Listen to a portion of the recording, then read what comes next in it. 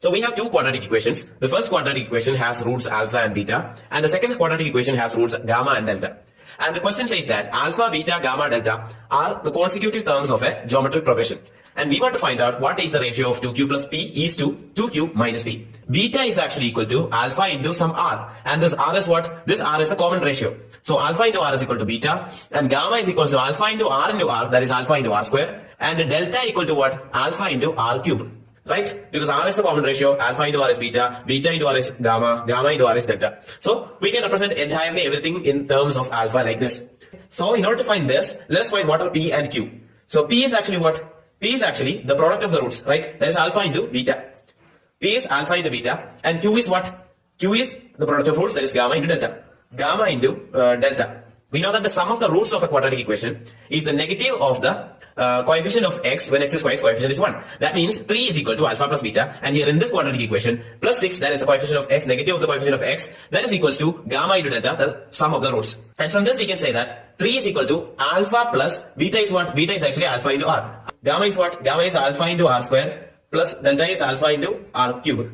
And 6 is equals to alpha r square into 1 plus r. I have taken alpha r square out. I can divide these two equations, right? Because 6 divided by 3, that is 2, equal to what? This term divided by this term. That is alpha r square 1 plus r, alpha into r square, alpha r square into 1 plus r divided by alpha into 1 plus r. Right? So alpha alpha cancel, 1 plus r cancel. That means 2 equal to r square, r equal to root 2. As we got the value of r, we can find the thing what the question is asking for. It is actually 2q plus p is to 2q minus p. What is q? Q is actually gamma into delta. And we know gamma is actually alpha into r square. That is alpha into r square. Into delta is actually alpha into r cube. Into alpha into r cube. That is what actually q is. So q into 2, that is 2 into q plus p. Plus p is what? P is alpha, beta. So this is what actually 2q plus p is. And what is 2q minus p? As this is ratio, I can take the fraction. So divided by 2q minus p. So this is actually going to be equal to 2 into alpha square into r raised to 5 plus alpha square into r divided by, what is this? 2 into alpha square into r raised to 5 minus alpha square r. Now I can take the alpha square out, right?